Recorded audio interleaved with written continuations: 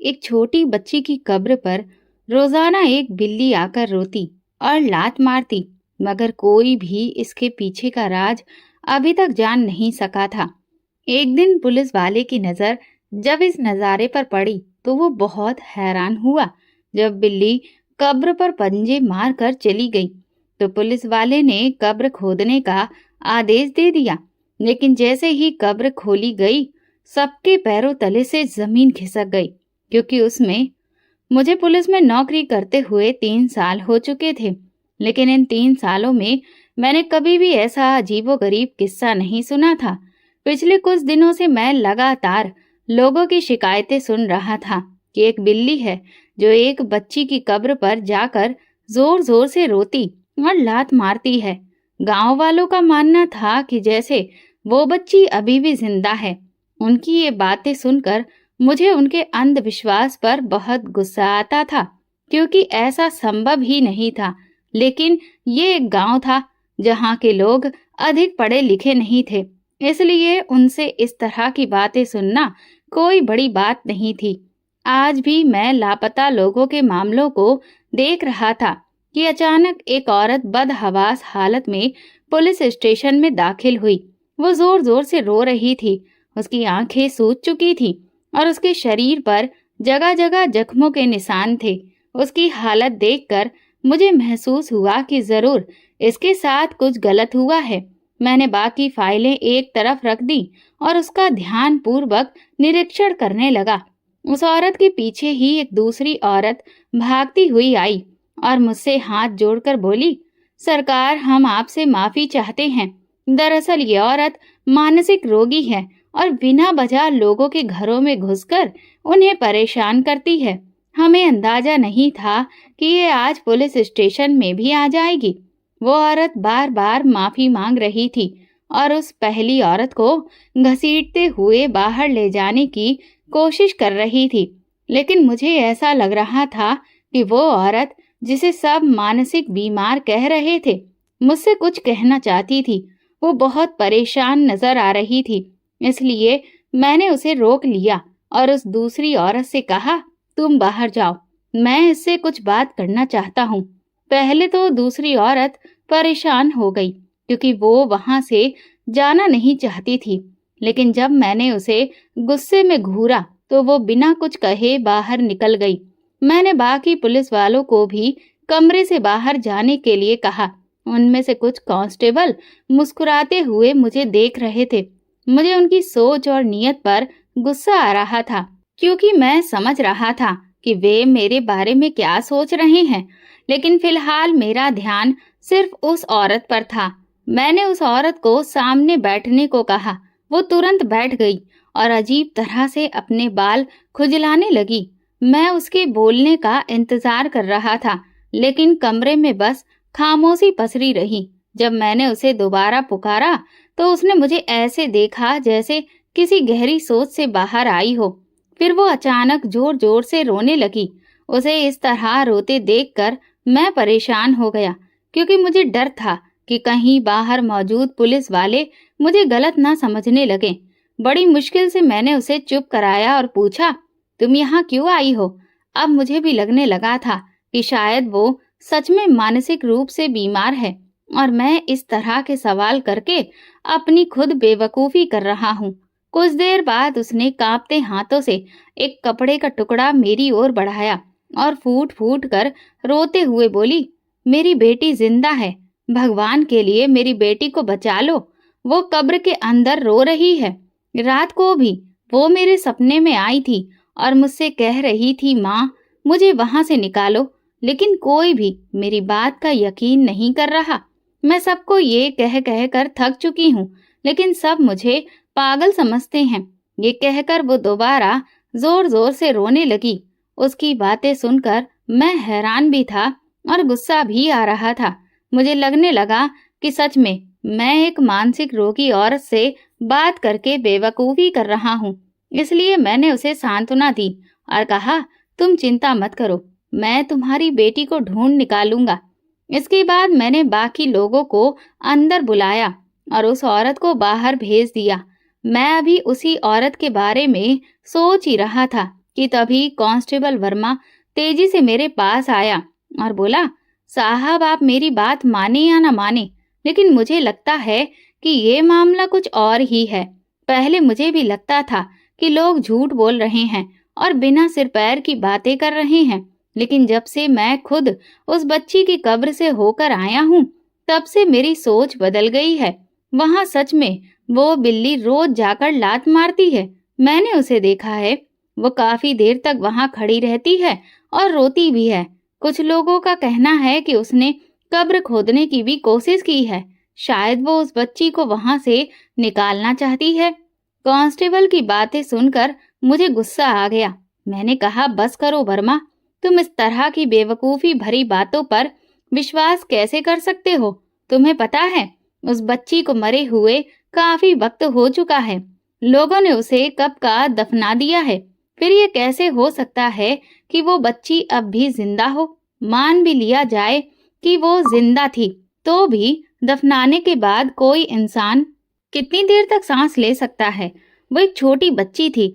अंधेरे और डर की वजह से उसकी सांसें तो खुद ब खुद बंद हो जाती। मैं कांस्टेबल वर्मा को समझा रहा था, लेकिन वो अजीब नजरों से मुझे घूरे जा रहा था। ऐसा लग रहा था कि उसने मेरी बात सुनी ही नहीं। ये देखकर मुझे गुस्सा आने लगा। मैंने उसे गुस्से से पुकारा और कहा, अब तुम मुझे ये मत बताना कि तुम भी गांव वालों की तरह अंधविश्वास पर यकीन करने लगे हो। उसने गहरी सांस ली और कहा, साहब आप मेरी बात सुनने के लिए तैयार ही नहीं हैं। मुझे लगता है कि आप कुछ ज्यादा ही पढ़े लिखे हैं, जिसकी वजह से आपका इस तरह की बातों पर भरोसा उठ गया है। उसकी बात सुनकर मेरा गुस्सा और बढ़ गया। वो मेरी ढिलाई का नाजायज फायदा उठा रहा था और उल्टा मुझ पर ही बातें बना रहा था। मैंने उसे सख्ती से मना किया और कहा, अब दोबारा मेरे सामने इस तरह की फालतू बातें मत करना। जहां तक मेरे पढ़े लिखे होने का सवाल है, तो उसके लिए मैं अपने माँ बाप और भगवान का बहुत शुक्रगुजार हूँ, जिन्होंने मुझे इतनी बुद्धि दी है कि मैं अंदाजा लगा सकूं कि अंधविश्वास और सच्चाई में जमीन आसमान का फर्क होता है। मेरी बात सुनकर वो खामोशी से गर्दन झुकाकर उसी वक्त कमरे से बाहर निकल गया, जबकि मैं दोबारा फाइल देखने लगा जो गुमशुदा लोगों के मामलों से जुड़ी थी। ये केस पहले ही बहुत ज्यादा पेचीदा होता जा रहा था और अब इस बिल्ली वाले केस ने पूरे गांव में हलचल मचा दी थी। मैं ज्यादा देर तक फाइल पर ध्यान नहीं दे पाया, क्योंकि मेरे जहन में सिर्फ और सिर्फ वही बिल्ली गूंज रही थी। मैं खुद देखना चाहता था कि आखिर ऐसा क्या है जिसने सारे गांव वालों को पागल बना दिया है और उनकी सोचने समझने की शक्ति को पूरी तरह से खत्म कर दिया है।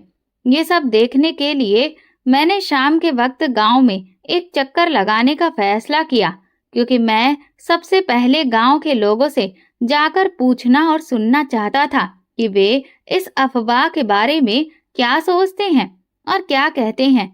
मैं ये भी तसल्ली कर लेना चाहता था कि ये बिल्ली वाला किस्सा वाकई गांव के हर आदमी की जुबान पर चढ़ा हुआ है या फिर बस कुछ ही लोग हैं जिन्होंने मिलकर इस अफवाह को हवा दी है। इसके अलावा मैं उस लड़की के माँ बाप से भी मिलना चाहता था जिसकी कब्र पर रोज वो बिल्ली आती थी। इस बिल्ली का इन सब चीजों से क्या रिश्ता था, मैं इस बारे में भी जानना चाहता था। शाम के वक्त जब मैंने वर्मा से इस बारे में बात की तो वो उत्साहित हो गया और कहने लगा, मुझे अपने साहब पर पूरा यकीन था कि आप हमारी बात पर भरोसा करेंगे। मेरे मन में तो आया कि मैं उसे कहूँ कि ये सब कुछ मैं तुम्हारी बात मानकर नहीं कर रहा, बल्कि मैं खुद ही सच्चाई को जानना चाहता हूँ। लेकिन ये कहकर मैं उसका दिल नहीं तोड़ना चाहता था। इसी वजह से मैंने ये बात अपने अंदर ही दबा दी और फिर शाम को हम लोग गांव का चक्कर लगाने के लिए निकल पड़े। ये गांव बहुत बड़ा था, इसकी आबादी बहुत ज्यादा थी, लेकिन साथ ही गरीबी भी हद से ज्यादा थी। इसी वजह से यहाँ के लोग पढ़ाई लिखाई को अधिक महत्व नहीं देते थे, क्योंकि उनका मानना था कि पढ़ लिख कर भला करना ही क्या है। इसीलिए वे पढ़ाई पर पैसा बर्बाद नहीं करना चाहते थे। मैं कुछ दूर चलकर एक गली में दाखिल हुआ ही था कि तभी मुझे एक औरत की आवाज सुनाई दी। जो मिर्च मसाला लगाकर दूसरी औरत से बात कर रही थी। अरे तुम्हें पता है, रात के वक्त वो बिल्ली फिर से उस लड़की की कब्र पर गई थी और उसने कब्र को आधा खोद भी डाला था। लेकिन तभी वहां कुछ आदमी पहुंच गए जिन्होंने उस बिल्ली को वहां से भगा दिया, वरना पता नहीं कब्र के अंदर से क्या निकल आता। दूसरी औरत ने उत्सुकता से पूछा, सच में? फिर क्या हुआ? पहली औरत बोली, मुझे तो लग रहा है कि अगर हमने उस लड़की की मदद नहीं की तो हम पर भी भगवान का कहर टूटेगा। अरे मैंने तो अपने पति से कह दिया कि बाकी सबको छोड़ो, तुम ही जाकर वो कब्र खोद दो। लेकिन मेरे पति ने मेरी बात नहीं मानी और कहने लगा कि अगर पुलिस को इस बारे में पता चल गया तो वे हम लोगों को पकड़कर ले जाएंगे। बस इन कमबख्त पुलिस वालों की वजह से ही हम लोग चुप हैं, वरना हम तो पता लगाकर ही रहते कि आखिर ये पूरा मामला क्या है। इससे पहले कि वो आगे और कुछ कहती, मैं खुद ही उसके पास चला गया, क्योंकि मैं उसके दिमाग में भरे अंधविश्वास को निकालना चाहता था। मैंने उस औरत से पूछा, क्या तुमने अपनी आंखों से उस बिल्ली को कब्र खोदते हुए देखा है? मेरी बात सुनकर उसने तेजी से गर्दन हिला दी और इनकार कर दिया। मैंने कहा, तो फिर तुम इतने यकीन से कैसे कह सकती हो कि ये सब सच है? मेरी बात सुनकर वो बिल्कुल खामोश हो गई। इससे पहले कि मैं वहां से जाता, उसने मुझे दोबारा पुकारा और कहने लगी, गांव में सब लोग इस बारे में बातें कर रहे हैं।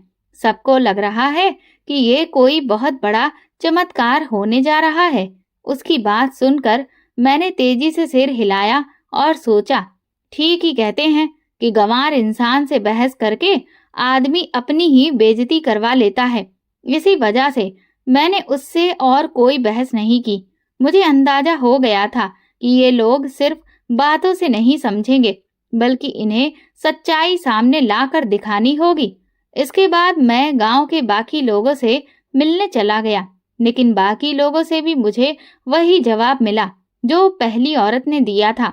ये बहुत बड़ा चमत्कार है, आप बस हमारी बात का भरोसा करके देखिए। सिर्फ एक बार हमारे साथ कब्र पर चलिए, फिर आपको खुद ही यकीन हो जाएगा कि हम जो कह रहे हैं वो सच है। सबसे आखिर में गांव के जमींदार के पास गया मैं, लेकिन वहां भी मुझे यही सब कुछ सुनने को मिला, बल्कि उसने इसके अलावा और भी बहुत सारी बातें कही जिससे मुझे और ज्यादा हैरानी होने लगी। जमींदार पढ़ा लिखा आदमी था, फिर भी वो इस तरह की बातें कर रहा था जिससे मुझे और भी ज्यादा आश्चर्य हो रहा था। उसने मुझसे कहा, साहब, क्या जरूरी है कि वो बच्ची कब्र के अंदर मर चुकी हो? क्या पता वो जिंदा हो, और अगर नहीं भी तो क्या पता वहां कोई और ही राज छिपा हो। शायद वो बिल्ली वहां किसी चीज को ढूंढ रही हो। उसकी बातों से मुझे भी लगने लगा कि इस मामले को सिर्फ अफवाह मानकर नजरअंदाज करना सही नहीं होगा। शायद उस कब्र में कुछ और ही राज दफन था। जब मैंने उससे ये बात कही तो उसने जल्दी से इनकार में सिर हिला दिया और कहने लगा, अरे साहब, ये आप कैसी बातें कर रहे हैं? ऐसा मुमकिन नहीं हो सकता। भला कोई इस तरह से कब्र को खोद सकता है? ये तो गांव के कानून के खिलाफ हो जाएगा और मैं भी खुद ऐसा नहीं होने दूंगा। मैंने देखा कि जमींदार अचानक से बहुत ज्यादा परेशान हो गया था। सिर्फ यही एक बात थी जो गांव वालों के नियमों के खिलाफ थी। ये बात वो जमींदार कह रहा था, जबकि मैंने तो सुना था कि गांव वाले खुद कब्र खोदने की बात कर रहे थे। लेकिन जमींदार ही एकमात्र ऐसा व्यक्ति था जो गांव वालों के कंधे पर बंदूक रखकर चला रहा था और कब्र खोदने से मना कर रहा था। मैंने उसकी बातों को ज्यादा तवज्जो नहीं दी, क्योंकि मुझे वही करना था जो मुझे सही लगता। मैं बस उन्हें इसलिए बोलने का मौका दे रहा था ताकि मैं ये जान सकूं कि वे कितनी दूर तक सोच सकते हैं और उनके दिमाग के घोड़े कितनी तेज दौड़ सकते हैं। लेकिन उनसे बात करके मुझे अंदाजा हुआ कि उनकी सोच बेहद पिछड़ी हुई थी। उनमें से ज्यादातर लोग ऐसे थे जिन्होंने वो मंजर अपनी आंखों से देखा भी नहीं था। इसके बावजूद वे इन सारी बातों पर आंख मूंद कर यकीन कर रहे थे। अब ये मामला और भी ज्यादा पेचीदा होता चला जा रहा था। काफी देर तक मैं जमींदार के साथ बैठा रहा और बातें करता रहा। वो काफी बेचैन लग रहा था। वो बार बार अपनी बातें बदल रहा था। हर थोड़ी देर के बाद वो यही कहता, मैं आपको उस कब्र को खोदने की इजाजत बिल्कुल भी नहीं दे सकता। अगर आपने ऐसा कुछ भी करने की कोशिश की तो मुझे बड़े अफसरों तक ये बात पहुंचानी ही होगी। ये सुनकर मैं मुस्कुरा दिया और फिर उसे तसल्ली देने लगा। जमींदार जी, आप बिल्कुल भी चिंता मत करिए, ऐसा कुछ भी नहीं होगा। मैं तो सिर्फ आपसे एक राय लेने के लिए आया था। पुलिस में काम करते हुए मुझे भी कई साल हो चुके थे, इसलिए मैं किसी भी इंसान को देखकर अंदाजा लगा सकता था कि उसके मन में क्या चल रहा है। जमींदार की हरकतें और उसके शब्द मुझे उस पर शक करने के लिए मजबूर कर रहे थे। अंदर से एक अजीब सी फीलिंग आ रही थी कि जरूर कुछ गड़बड़ है। उससे बात करने के बाद मैं वहां से उठा और उस लड़की के घर की तरफ चल पड़ा जिसे कब्र में दफनाया गया था। लड़की की मां आंगन में बैठी उसकी तस्वीर को सीने से लगाए लगातार रोए जा रही थी। जैसे ही मैं घर के अंदर दाखिल हुआ, मुझे देखकर वो कुछ पलों के लिए खामोश हो गई। फिर तेजी से भागती हुई मेरे पास आई और मेरे कदमों में गिरकर कहने लगी, साहब, हमारी मदद करिए। मैं आपके सामने हाथ जोड़ती हूँ। मेरी मासूम बच्ची अभी जिंदा है। मेरी बच्ची को आप वापस ले आइए। उस औरत की बात सुनकर मुझे बहुत दुख हुआ। उसे इस तरह रोते हुए देखकर मेरी भी आंखों में आंसू आ गए थे, लेकिन मैं उसके सामने रोकर उसे और ज्यादा मायूस नहीं कर सकता था। मैंने उसे धीरे से उठाया और तसल्ली दी, तुम बिल्कुल भी फिक्र मत करो, मैं सब कुछ संभाल लूंगा। थोड़ी देर बाद वो कहने लगी, वो बिल्ली रोज मेरी बेटी की कब्र पर जाती है और कब्र पर लात मारती है। मुझे यकीन है कि मेरी बेटी जिंदा है, इसी वजह से वो बिल्ली ऐसा करती है। मैंने उससे पूछा, क्या वो बिल्ली आपकी बेटी की पालतू थी? मेरी बात सुनकर उसने तेजी से हाँ में सिर हिला दिया और कहने लगी, जी हाँ, वो उसकी पालतू बिल्ली थी और तकरीबन 1 साल से उसके साथ ही रह रही थी। इसके बाद मैंने उससे 2-3 और सवाल किए, फिर वापस अपने पुलिस स्टेशन की तरफ चल पड़ा। वापसी में मेरा दिमाग पूरी तरह से उलझा हुआ था। एक पल के लिए तो मेरा मन किया कि मैं अभी जाकर कब्र को देखूं, लेकिन फिर मैंने सोचा कि अभी मेरे पास कोई आधिकारिक आदेश नहीं है। जब भी मुझे इस तरह का कोई काम करना पड़ता तो मुझे अपने वरिष्ठ अधिकारियों से अनुमति लेनी पड़ती थी। स्टेशन पहुंचते ही मैंने अपने सीनियर ऑफिसर को कॉल कर दी और उन्हें सारी बात बता दी। खुशकिस्मती से वो ऑफिसर मेरा दोस्त भी था। मेरी बात सुनकर वो भी हैरान रह गया और कहने लगा, क्या सच में ऐसा हो सकता है संजीव? तुम खुद सोचो, सिर्फ एक बिल्ली के लात मारने पर वे लोग कैसे ये कह सकते हैं कि वो बच्ची जिंदा है? मुझे तो ये कोई और ही मामला लग रहा है। मैंने उसकी बात से सहमति जताई और फिर जमींदार के बारे में भी उसे सारी जानकारी दी। मेरी बात सुनकर वो कुछ पलों के लिए खामोश हो गया, फिर कहने लगा, तुम्हें अंदाजा है कि वो जमींदार कितना जहरीला और चालाक इंसान है? मैंने उससे पूछा, तुम किस बारे में बात कर रहे हो? मुझे जमींदार के बारे में ज्यादा कुछ नहीं पता। मैं तो उसे आज ही मिला हूँ। फिर उसने मुझे बताया कि जमींदार एक बहुत बड़ा अपराधी है और इस देश के बड़े गद्दारों में उसका नाम शामिल है। वो कई गैर कानूनी काम करता है जिन पर उसकी तगड़ी पकड़ है। पुलिस भी उस पर नजर रखे हुए है और उसके खिलाफ सबूत इकट्ठा करने में लगी हुई है। जमींदार के बारे में ये जानकारी मेरे लिए नई थी। मैं उसके बारे में ऐसा कुछ भी नहीं जानता था। मेरी नजरों के सामने जमींदार का परेशान चेहरा घूमने लगा। जब मैंने उससे कब्र खोदने की बात कही थी तो वो कितनी तेजी से इनकार करने लगा था। हालांकि मैंने अभी अपने दोस्त से इस बारे में और ज्यादा चर्चा नहीं की। मैंने बस इतना कहा, तुम मुझे बस एक परमिशन लेटर दे दो ताकि मैं कल जाकर अपना काम शुरू कर सकूं। उसने मुझे तसल्ली दी और कहा, तुम बिल्कुल भी चिंता मत करो, मैं सब संभाल लूंगा। जो तुम्हें सही लगे तुम वही करो। अपने दोस्त की बातें सुनकर मुझे काफी हद तक तसल्ली हो गई थी। मैंने वर्मा को हुक्म दिया कि कब्र खोदने के लिए सारे इंतजाम कर लिए जाएं। मेरी बात सुनकर पहले तो वो हैरान रह गया और फिर किसी को कॉल मिलाने लगा। मेरे मन में न जाने क्या आया, इसलिए मैंने उससे कहा, आज तुम मेरे पास ही यहीं पर रुकोगे और अपना मोबाइल भी मेरे हवाले कर दोगे। शायद वर्मा को मुझसे इस तरह की कोई उम्मीद नहीं थी, इसलिए वो एक बार फिर से हैरानी से मेरी तरफ देखने लगा। इससे पहले कि वो इनकार करता, मैंने उसे दोबारा से आदेश दिया और धमकी भी दी, अगर तुमने मेरी बात नहीं मानी तो मैं तुम्हें नौकरी से निकाल दूंगा। मेरी बात सुनकर उसके चेहरे पर डर के भाव साफ नजर आ रहे थे। मुझे इस तरह गुस्से में देखकर वो कहने लगा, साहब आप मुझे माफ कर दें, मैं बस आपको अपना मोबाइल देने ही वाला था। ये कहकर उसने अपना मोबाइल जल्दी से मेरे हवाले कर दिया।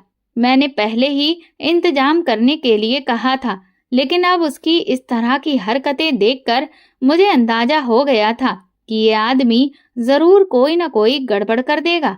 इसीलिए मैंने तुरंत एक और कांस्टेबल को बुलाया और उसे कब्र खोदने का इंतजाम करने के लिए कहा। पहले मैं सोच रहा था कि कल जाकर ये सारा काम करवाऊंगा, लेकिन अब मुझे अंदाजा हो गया था कि अगर मैंने इसे टाल दिया तो शायद बहुत देर हो जाएगी। मैं चाहता था कि ये काम रात के अंधेरे में ही कर लिया जाए। मैं कब्र वाले इलाके में पहुंच गया था।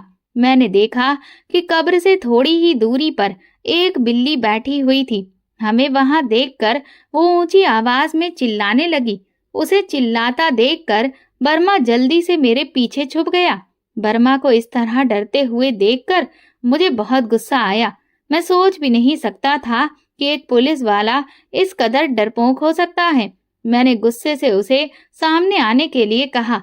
कांपते हुए वो दोबारा मेरे साथ आकर खड़ा हो गया। मैं बिल्ली की तरफ बढ़ने लगा। मुझे देखकर वो लगातार पीछे हटती जा रही थी और अचानक ही वो वहां से भागने लगी। वर्मा चिल्लाने लगा, साहब इसके पीछे मत जाइए, मुझे लग रहा है कि ये कोई और ही मामला है। मगर मैंने उसकी बात नहीं सुनी। बिल्ली थोड़ी ही दूरी पर थी। इससे पहले कि मैं उसे पकड़ता, अचानक मुझे तेज फायरिंग की आवाज सुनाई दी। इसके साथ ही मुझे बर्मा के चीखने की आवाज भी सुनाई दी। साहब, वहाँ कुछ लोग हैं जो फायरिंग कर रहे हैं। मेरा ध्यान बिल्ली से हट गया और मैं तेजी से बर्मा के साथ उस तरफ चल दिया, लेकिन मैंने अपने बाकी साथियों को कब्र के पास ही रुकने के लिए कहा। जब मैं वर्मा के साथ वहां पहुंचा तो वहां कोई भी नहीं था। मुझे हद से ज्यादा हैरत हो रही थी। थोड़ी देर बाद वहां से एक बूढ़ा आदमी निकला। वो मुझसे बोला, सुनो पुलिस वाले, रात के अंधेरे में ये काम मत करो। सुबह रोशनी में सब गांव वालों के सामने ये सब करना, ताकि दूध का दूध और पानी का पानी हो जाए। अभी अगर तुम्हें कुछ पता भी चल जाता है तब भी कोई तुम्हारी बात पर यकीन नहीं करेगा, क्योंकि गांव वाले अंधविश्वासी लोग हैं। मैंने गहरी सांस ली और ना चाहते हुए भी अपने लोगों को लेकर वापस आ गया। लेकिन मैंने 2 काबिल भरोसेमंद लोगों को वहां पर छोड़ दिया। ना जाने क्यों मुझे ऐसा लग रहा था कि अगर हम सभी लोग वहां से चले गए तो रात में कुछ ना कुछ जरूर ऐसा हो जाएगा जो सब कुछ बदल देगा। वो पूरी रात मैंने जागते हुए इसी मामले के बारे में सोचते हुए गुजारी। सुबह तड़के ही मेरी आंख लग गई थी, लेकिन मैंने एक अजीबोगरीब सपना देखा जिसकी वजह से मैं डर के मारे उठ बैठा। मेरा पूरा शरीर पसीने से भीगा हुआ था और दिल तेजी से धड़क रहा था। मैंने सपने में देखा कि एक बच्ची कब्र से बाहर निकलती है, तेजी से मेरे पास आकर मेरा गिरेबान पकड़ लेती है और गुस्से में कहती है, तुम्हें अच्छे से पता था कि मैं जिंदा हूँ, लेकिन इसके बावजूद भी तुम मेरी मदद करने नहीं आए। तुम्हारी वजह से इन जालिमों ने मुझे मार दिया। इसके बाद वो बच्ची मेरा गला कसकर पकड़ लेती है। इससे पहले कि वो सपने में मेरी जान ले लेती, अचानक मेरी आंख खुल गई। मेरी हालत देखकर पास में बैठा बर्मा परेशान हो गया और पूछने लगा, साहब क्या हो गया? आप इस तरह पसीने में क्यों भीगे हुए हैं? कहीं आपने कोई डरावना सपना तो नहीं देख लिया? उसकी बात सुनकर मैंने सिर हिलाया और कहा, हाँ, सच में मैंने अभी एक बहुत ही डरावना सपना देखा था। अब मेरा दिल बेचैन हो गया था कि मैं किसी भी तरह कब्र के पास पहुंचूं और उसे खुदबा कर देखूं। करीब 1 घंटे के बाद मैं फिर से उस जगह पर वापस पहुंच गया। मैंने देखा कि मेरे लोग अभी भी वहीं पर खड़े थे। उनकी हालत बहुत बुरी लग रही थी। यकीनन रात भर पहरा देते देते वे लोग बहुत ज़्यादा थक चुके थे। मैंने उन्हें आदेश दिया, अब तुम लोग अपने घर जाकर आराम करो, लेकिन वे अभी भी जाने के लिए तैयार नहीं थे। उन्होंने कहा, जब तक हम इस केस को पूरी तरह से सुलझा नहीं लेते तब तक हम यहाँ से कहीं भी नहीं जाएंगे। मैंने भी उनसे ज़्यादा जिद नहीं की क्योंकि मुझे अभी भारी पुलिस फोर्स की ज़रूरत थी। मैंने अपने आदमियों को आदेश दिया, इस कब्र को खोदना शुरू कर दो। जैसे ही उन्होंने थोड़ी सी मिट्टी हटाई तभी वहाँ ज़मींदार आ गया। वो गुस्से में चिल्लाया, सुनो पुलिस वाले, अभी और इसी वक्त रुक जाओ, वरना मुझसे बुरा कोई नहीं होगा। उसकी ये बात सुनकर मैं मुस्कुराने लगा और जवाब दिया, तुम्हें जिससे भी मेरी शिकायत करनी है जाकर कर दो, लेकिन अब तो मैं ये कब्र खोद कर ही रहूँगा और पता लगा कर रहूँगा कि इसमें आखिर ऐसा क्या है। तभी मैंने देखा कि जैसे ही थोड़ी सी मिट्टी हटाई गई वहाँ से कुछ मांस के टुकड़े बाहर निकलने लगे। जैसे ही वे टुकड़े बाहर आए, बिल्ली तेजी से भागती हुई आई और उन टुकड़ों पर टूट पड़ी। ये देखकर मुझे अंदाजा हो गया कि बिल्ली किसी और वजह से नहीं बल्कि यहाँ पड़े इन मांस के टुकड़ों की वजह से ही बार बार आ रही थी। लेकिन सवाल ये था कि ये टुकड़े यहाँ पर कौन रख कर गया था। अब एक और बात थी जो मुझे परेशान करने में लगी हुई थी। मैंने अपने साथियों से कहा कि वे कब्र खोदना जारी रखें। थोड़ी देर बाद जब कब्र और ज़्यादा खुद गई तो देखा कि वहाँ तो सब कुछ बिल्कुल सामान्य था। ऐसा महसूस हो रहा था कि जैसे वहाँ कभी किसी को दफनाया ही नहीं गया हो। मैंने वहाँ से थोड़ी सी मिट्टी हटाई और उसे टेस्ट के लिए भेज दिया। करीब 1 दिन बाद जो रिपोर्ट आई उसे देखकर यह अंदाजा हुआ कि असल में उस कब्र में तो कभी किसी को दफनाया ही नहीं गया था। मुझे समझ में नहीं आ रहा था कि इस कब्र और उस लड़की की ये क्या कहानी थी। जब मैंने उस लड़की की अंतिम विदाई के बारे में पूछा तब मुझे पता चला कि उस बच्ची को तो वो ज़मींदार ही अंतिम विदाई देने के लिए ले गया था, क्योंकि वो एक विधवा औरत की इकलौती बेटी थी। वो विधवा औरत अपनी बेटी के लिए अंतिम संस्कार का सामान नहीं जुटा पा रही थी। फिर मुझे ये भी पता चला कि उस बच्ची को वहाँ लाने वाला भी ज़मींदार ही था। ज़मींदार ने ही सबको ये बताया था कि वो बच्ची उसे जंगल में मरी हुई मिली थी। ये बात बहुत लंबे समय से छुपी हुई थी और मुझे भी इसके बारे में कुछ नहीं पता था। दरअसल ये मामला आज से 2 महीने पहले का था और मैं 1 महीना पहले ही इस गांव में पोस्टिंग पर आया था। गांव में बच्चे लगातार गुमशुदा हो रहे थे। मुझे ज़मींदार पर शक होने लगा। उस समय तो मैंने उससे माफ़ी मांग ली और कहा, मैं दिल से शर्मिंदा हूँ कि मैंने आपकी बात पर भरोसा नहीं किया। लेकिन उस वक्त मैंने उसे कुछ भी नहीं बताया और चुपचाप उसकी हरकतों पर नज़र रखने लगा। मैंने अपने साथ काम करने वाले बाकी जूनियर पुलिस वालों से कह दिया था कि वे ज़मींदार के हर आने जाने और उसकी हर एक हरकत पर नज़र रखें। इधर मैं इस तरह से बर्ताव करने लगा जैसे मैं एक बेपरवाह पुलिस वाला हूँ और मुझे गांव के किसी भी मामले में कोई दिलचस्पी नहीं है। कुछ समय बीता तभी एक लड़की की गुमशुदगी का मामला मेरी नज़र में आया। मैंने सबको ये दिखाया कि मुझे इसमें कोई दिलचस्पी नहीं है, लेकिन अंदर ही अंदर मैं इस मामले पर काम कर रहा था। इसके कुछ दिनों बाद फिर से एक और लड़की की गुमशुदगी की खबर आई। अब मुझे पूरी सच्चाई का पता चल चुका था। मैंने अपने सारे मुखबिर गांव में और गांव के आसपास के जंगल में फैला दिए थे। मेरे एक मुखबिर ने ज़मींदार को एक लड़की के साथ जंगल की ओर तेजी से जाते हुए देखा था। थोड़ी ही देर बाद ज़मींदार ने उस लड़की को एक आदमी के हवाले कर दिया। मेरे आदमियों ने जब उस आदमी का पीछा किया तो पता चला कि जंगल के बीचों बीच एक खुफिया सुरंग थी जहां ये जमींदार उन बच्चियों को ले जाता था। बहुत जल्द वो उन्हें दूसरे देश में बेचने वाला था। उन्हीं बच्चियों में से एक वही लड़की थी जिसकी कब्र पर लोगों ने अफवाह फैला दी थी कि वहां रोज एक बिल्ली जाकर लात मारती है। गांव वालों का मानना था कि इसका मतलब ये है कि वो बच्ची जिंदा है। असल कहानी ये थी कि वो बच्ची वाकई में जिंदा थी, लेकिन हालात कुछ और थे। वो बच्ची कब्र के अंदर नहीं बल्कि एक खुफिया जगह पर थी। मैंने जमींदार को रंगे हाथों पकड़ लिया और अपने बाकी अफसरों की मदद से उसे सजा दिलाने में भी कामयाब हो गया। इसके बाद गांव वालों को पता चल गया कि इस अफवाह में कोई भी सच्चाई नहीं थी, बल्कि जमींदार ने अपने गुनाहों को छुपाने के लिए ही ये अंधविश्वास गांव वालों के दिमाग में डाल दिया था, ताकि वो इस अंधविश्वास की आड़ में अपने काले कारनामों को अंजाम देता रहे और किसी को भी उस पर शक ना हो। ये सच्चाई जानने के बाद गांव के तमाम लोग बहुत ज़्यादा शर्मिंदा थे।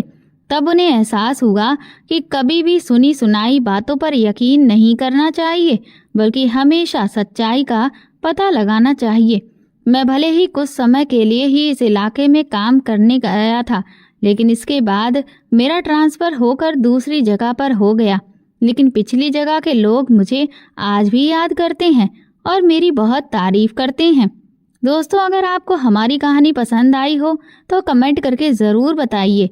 वीडियो को लाइक करें और ज़्यादा से ज़्यादा शेयर करें। अगर आप चैनल पर नए हैं तो सब्सक्राइब ज़रूर करें और नोटिफिकेशन बेल को दबाएं ताकि अगली अपडेट सबसे पहले आपको मिले।